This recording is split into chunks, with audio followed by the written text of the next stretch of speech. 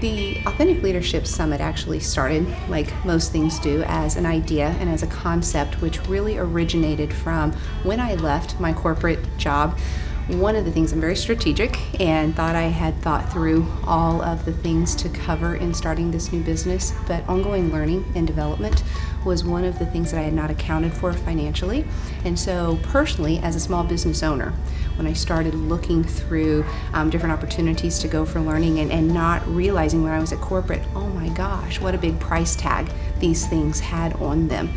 And so from that, I just started asking around to other colleagues and clients and friends and saying, do you think our market here would bear to do a conference? Could we get sponsors? Could we get speakers to come in where we would have this very high level conference, but keep it at a price, a minimum, that leaders from all sizes of businesses would, one, want to come because we're bringing such a high caliber of topics and speakers in, but two, could actually afford to come. This is about introspection. This is about looking inside.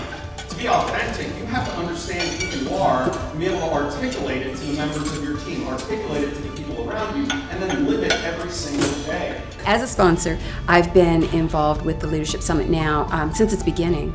Michelle and I have known each other for about 4 years, and I worked on her advisory board when she first came up with the idea, and I was so taken in by her passion and her desire to present something of this caliber in Charlottesville that I knew I wanted to be involved. So I've sponsored for 3 years in a row now through one business or another, and the exposure and just the credibility that comes with being involved with an event of this caliber is just really priceless. Some are repeat sponsors.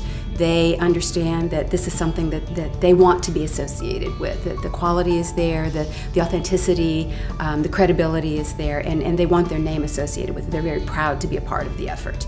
And the speakers, many of them come from MSB Coach's own talent pool, which speaks to the quality of that organization. But then we also are able to attract speakers from outside our area, like our keynote speaker this year came from Ohio. They recognize through various contacts that MSB Coach is a leader in the leadership community, and they want to be involved with the things that we have happening. And so many times they reach out to us and say, I want to be a part of this. How can I help you make this happen? One of this year's speakers actually started as a participant a couple of years ago, became a sponsor last year, and this year is a sponsor and a speaker because he has become just so involved and believes so much in the mission of what we're doing that he has made that commitment. And I expect that commitment to continue as we grow the conference. If we brought an event like this to Charlottesville, the goal was eventually to move it to a destination point.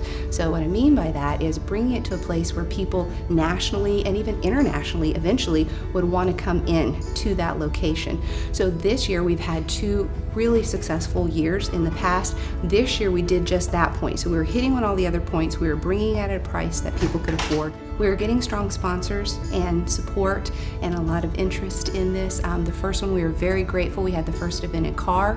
The second event we had in our partnership with PVCC Community College. And then this year in partnership with the Boar's Head. As we continue to grow and expand, the Boar's Head is definitely one of those lovely locations of destination where people want to come. Several people have asked us, will we move to 2 or 3 days? As of right now, we're not sure about that, but what we do know is that we want the destination location. So we're actually getting more things than just a great conference. We're bringing people into Charlottesville, we're expanding our community, we're bringing economy into the community.